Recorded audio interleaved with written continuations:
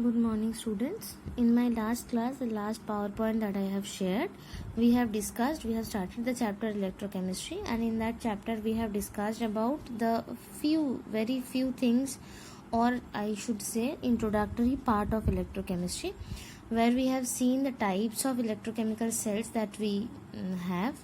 Then what is electrode potential, how does electrochemical cell work. It is worked on the principle of redox reactions.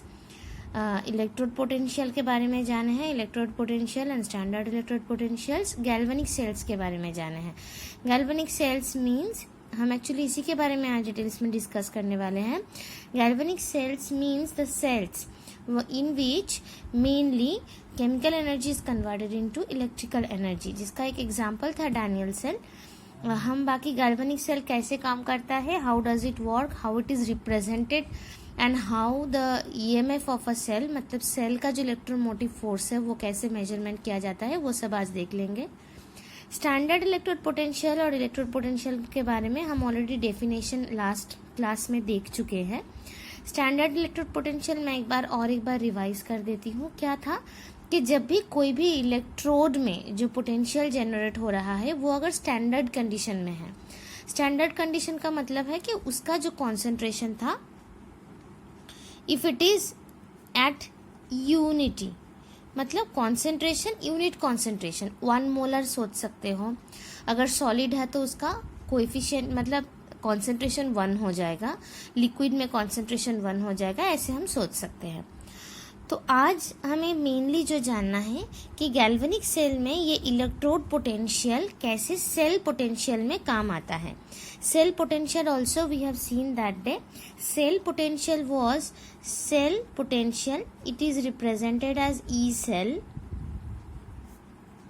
E cell, E means the electromotive force of the cell is equal to E cathode minus E anode. हम last class में देख चुके हैं cathode कौन सा electrode है जहां पर हमेशा रिडक्शन होता है, एनोड कौन सा इलेक्ट्रोड है जहां पर हमेशा ऑक्सीडेशन होता है. तो इसका मतलब है कि cathode means I can write E of the reduction electrode minus E of the oxidation electrode. Same चीज है. स्टैंडर्ड सेल पोटेंशियल कौन सा होगा, जब ये दोनों ही कैथोड और एनोड दोनों ही स्टैंडर्ड कंडीशन में है. मैं कैसे उसको रिप्रेजेंट करूंगी, तब ई सेल हो जाएगा हमारा ई नॉट सेल. नॉट का मतलब है कि it is in the standard state.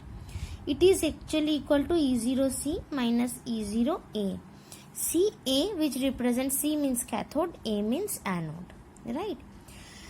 तो ऐसे ही हम सेल पोटेंशियल को कैलकुलेट करेंगे. ये हम लास्ट क्लास में देख चुके हैं.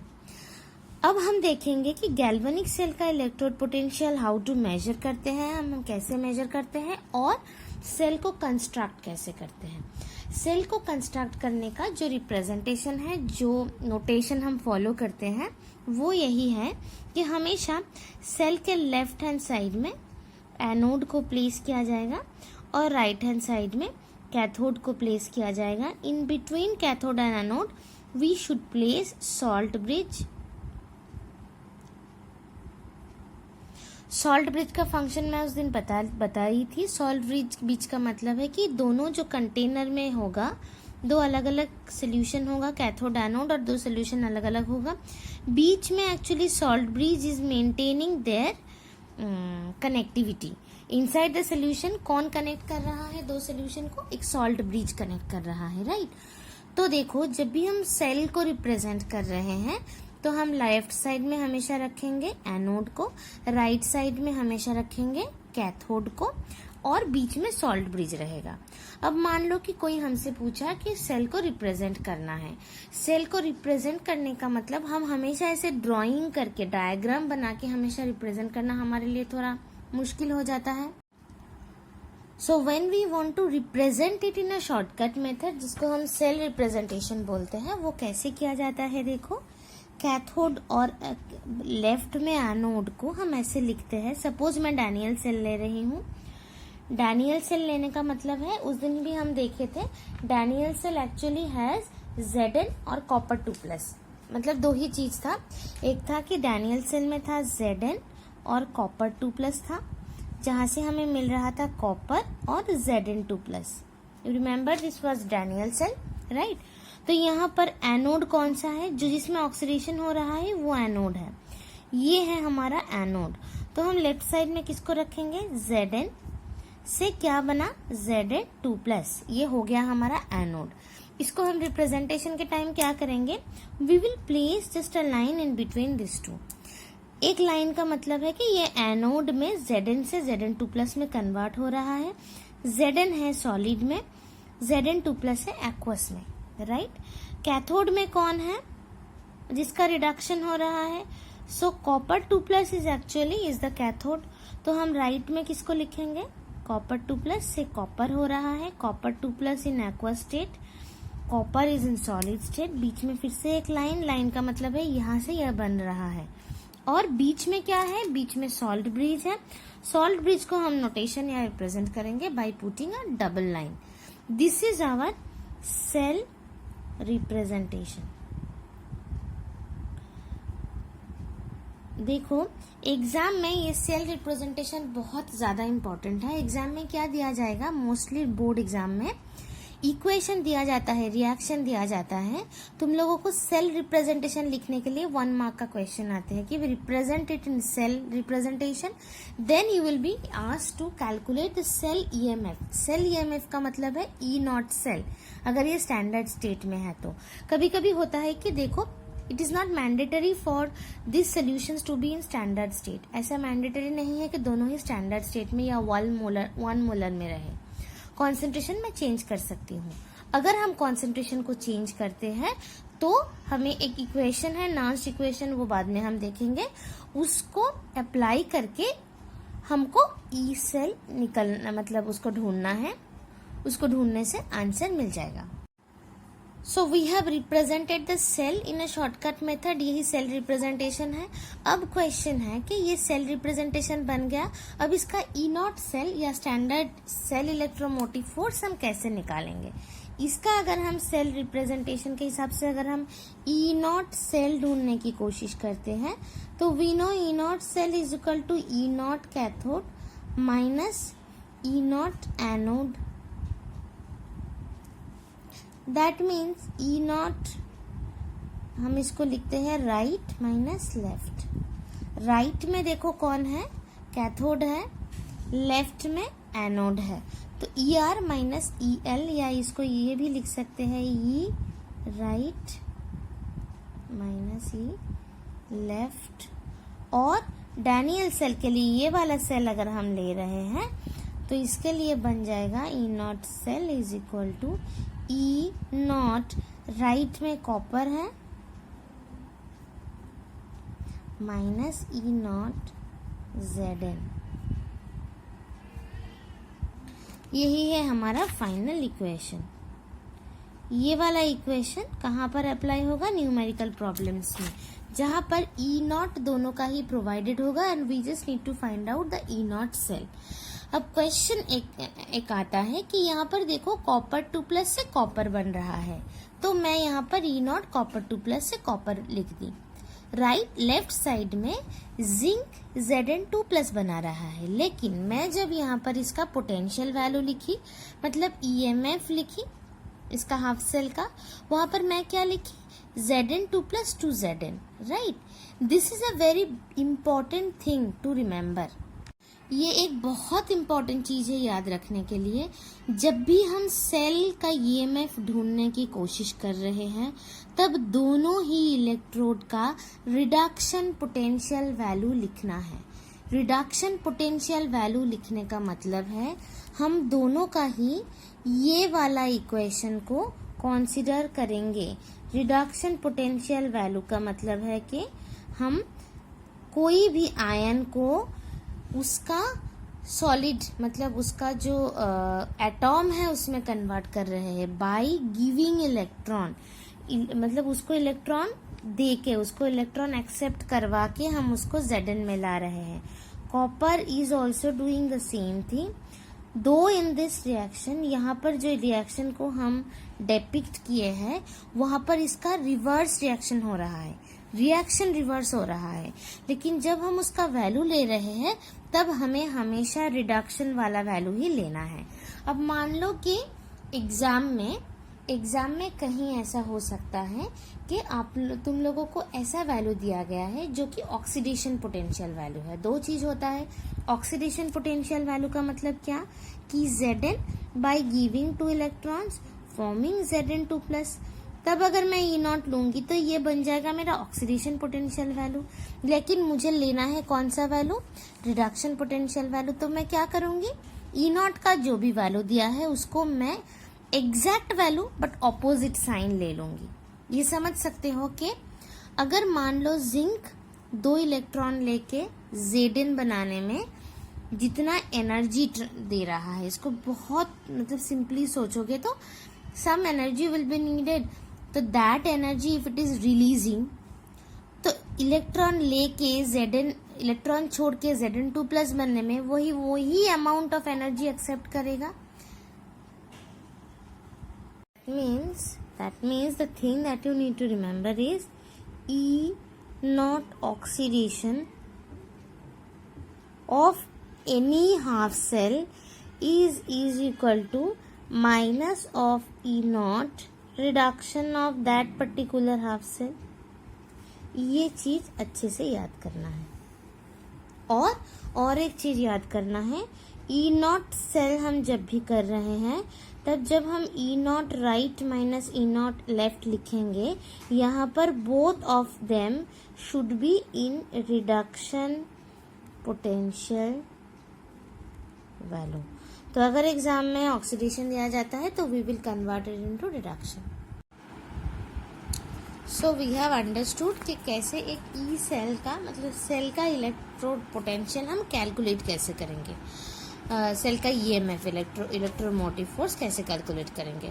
अब नेक्स्ट जो हमें जानना है वो है कि ये जो मैं बार बार लिख रही हूँ कि E of cathode, E of anode, मतलब E0 of cathode, E0 of anode, बार बार बोल रही हूँ इलेक्ट्रोड पोटेंशियल, रिडक्शन पोटेंशियल। तो how to measure that electrode potential, how to measure the reduction potential of any electrode, this is the question. How to do this measurement of electrode potential actually होता है कि हम individual half cell का potential measure करते हैं। Individual half cell का मतलब मान लो कि इसका जो EMF होगा, ये वाला हाफ सेल जो है इसका जो EMF होगा that will be the E0 of reduction potential of Zn2+ Zn। Copper ये वाला सेल अगर हाफ सेल होता है तो इसका जो EMF दिखाई देगा वोल्ट मीटर में, तो that will be the EMF of the reduction potential of copper 2+2 copper. अब प्रॉब्लम एक है कि इंडिविजुअल हाफ सेल तो कैन नॉट बी कंस्ट्रक्टेड, मतलब ऐसा कभी भी नहीं हो सकता कि हम खाली Zn को लिए और Zn से एक बैटरी को कनेक्ट किए, एक मतलब सर्किट को कनेक्ट किए and we are trying to measure the EMF of that cell volt meter में। ये तो पॉसिबल नहीं है, है ना, क्योंकि हाफ सेल कभी भी रिएक्ट नहीं करेगा। रेडॉक्स अगर कपल है तो रिडक्शन हो रहा है तो ऑक्सीडेशन भी होना है। तो जब हम हाफ सेल नहीं ले सकते हैं तब अगर हम ये दोनों को लेके स्टार्ट करते हैं तो प्रॉब्लम कहाँ पर होगा कि both of them will become unknown, ये भी अननोन है ये भी अननोन है, तो हमें मिलेगा कहाँ से इलेक्ट्रोड पोटेंशियल। ये प्रॉब्लम दूर करने के लिए क्या किया गया है कि we have taken a standard which is standard hydrogen electrode. एक स्टैंडर्ड ले लिए है, रेफरेंस ले लिए है, जैसे कि हम फिजिक्स में भी लेते हैं, सबको पता है कि हम एक रेफरेंस लेके उसके रेस्पेक्ट में बाकी को मेजर करते हैं। In this electrode potential calculation we take standard hydrogen electrode and the reduction potential that is E0 of that hydrogen electrode is taken as 0.0 volt। means ये हाइड्रोजन इलेक्ट्रोड जो हम स्टैंडर्ड ले रहे हैं उसका रिडक्शन पोटेंशियल है 0.0 volt. अब question आता है कि हाइड्रोजन पोटेंशियल को मतलब हाइड्रोजन का reduction potential how did we measure. इसको हम एक्चुअली कैसे एक स्टैंडर्ड हाइड्रोजन इलेक्ट्रोड बनाते हैं जिसको SHE बोला जाता है in short form, S for standard, H for hydrogen, E for electrode. And how is it measured, ये डायग्राम देखो, ये NCERT बुक में बहुत अच्छे से एक डायग्राम दिया गया है। What we take is we need to take an electrode, hydrogen being a gas, उसका तो प्लेट नहीं बना सकते हैं हम, तो हम यहाँ पर लेते हैं प्लैटिनम को। कैसा प्लैटिनम लेते हैं? एक finally divided platinum coated on platinum foil. Platinum foil सबको मालूम है, मतलब फॉयल तो एवरीबडी नोज, जैसे एल्यूमिनियम फॉयल होता है वैसा ही फॉयल को इमेजिन करो, मेड अप ऑफ प्लैटिनम। तो वही फॉयल हम लिए हैं, उसके ऊपर प्लैटिनम का फाइनली डिवाइडेड, मतलब बहुत छोटा छोटा पीसेस उसका कोटिंग है। तो this is our rod platinum is acting as the metal rod. क्यों? क्योंकि platinum being a noble metal है, किसी के साथ रिएक्ट नहीं करता है, तो हाइड्रोजन के साथ भी रिएक्ट नहीं करेगा। इसको हम किस में लिए? We have taken it in 1.00 molar H+। ये कहाँ से आया? एक्चुअली हम 1 मोलर HCl लेते हैं। HCl अगर 1 मोलर है तो उसमें से H+ भी निकलेगा, उसका भी कॉन्सेंट्रेशन 1 मोलर होगा। 1 molar, see this, 1 molar means it is in standard state. Concentration unity है, मतलब स्टेट कैसा है? स्टैंडर्ड स्टेट है, राइट? इसीलिए हम इसका नाम दिए है स्टैंडर्ड हाइड्रोजन इलेक्ट्रोड। और जो हाइड्रोजन हम ले रहे हैं, हाइड्रोजन गैस जो है, it is kept in 1 bar. 1 bar का मतलब है कि pressure is kept as 1 bar, right? This is how the cell is constructed.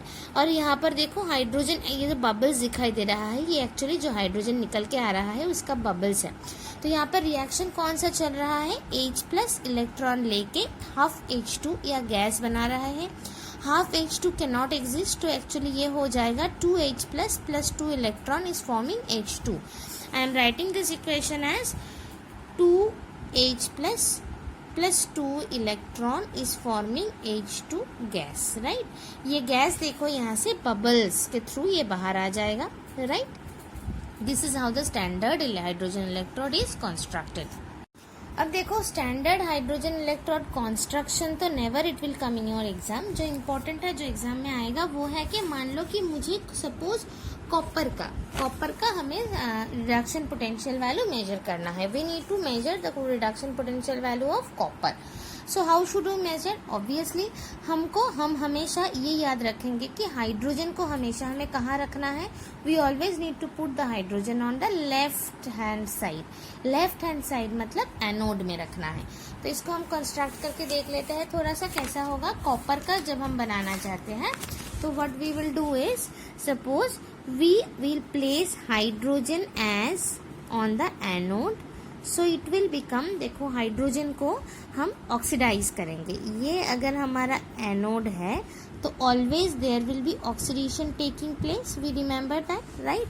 तो ऑक्सीडेशन कैसे बनेगा? H2 से हम H+ में लाएंगे, right? This is our oxidation reaction is going on, am I right? So H2 is in gaseous state. ये gaseous state कैसे होगा? 1 बार प्रेशर में। H+ जो एक्वस में आएगा that will be 1.00 molar condition में। बीच में सॉल्ट ब्रिज रख दिए हम, और हम यहाँ पर लिए कॉपर का, कॉपर 2+ से कॉपर को लिए हैं, right? It is in solid state. This is also in 1 molar condition. तो ये बन गया एनोड, ये बन गया हमारा cathode. And if now we want to know that what is E cell, E naught cell, मैं स्टैंडर्ड स्टेट में ली हूँ तो मैं ई नॉट लिख सकती हूँ। I can always write E naught R minus E naught L.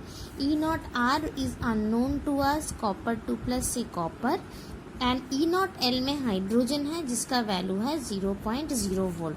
So this 0 is actually subtracted, means जो हमारा बाहर में वोल्ट मीटर में जो भी वोल्ट शो करेगा that is actually is equal to the reduction potential of copper system। ये ऐसे ही सबका हब से लिया जाता है। तो देखो ऐसे ही हम लिए हैं।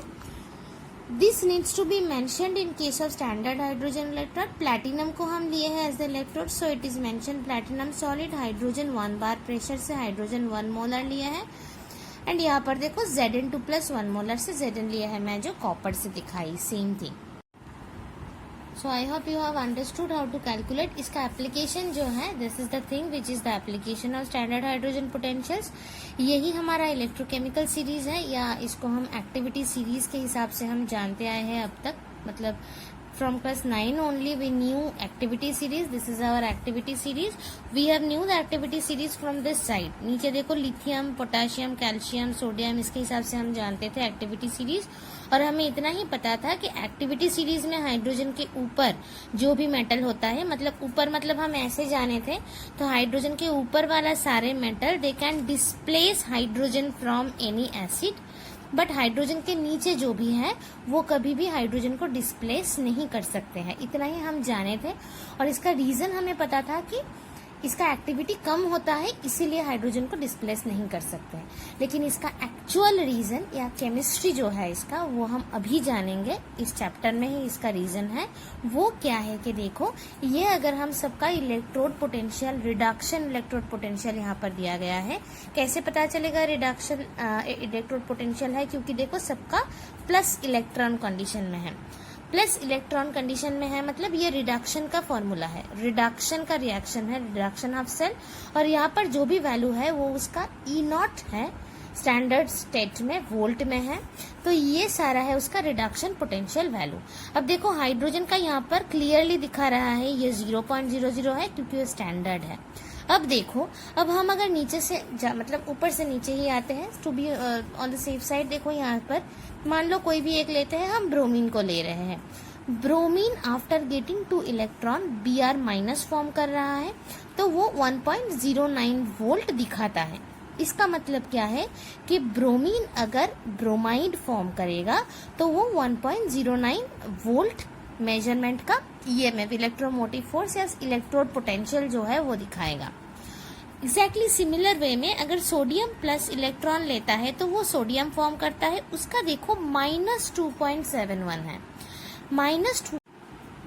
माइनस सोडियम के लिए जो माइनस दिखा रहा है, इसका मतलब है देखो कि नेगेटिव यहाँ पर लिखा हुआ है. और negative E0 means that the redox couple is a stronger reducing agent than H2 H plus two H2 couple. इसको मैं थोड़ा समझा देती हूँ, उसके बाद हम नेक्स्ट क्लास में, कल जो क्लास होगा उसमें मैं समझा दूंगी कि क्यों ये पॉसिबल नहीं होता है. मतलब मैं बताइए कि sodium plus is taking electron and forming sodium. इसका जो E0 है, E0 मतलब इसका रिडक्शन का जो E0 है, इसका वैल्यू है -2.71 वोल्ट्स.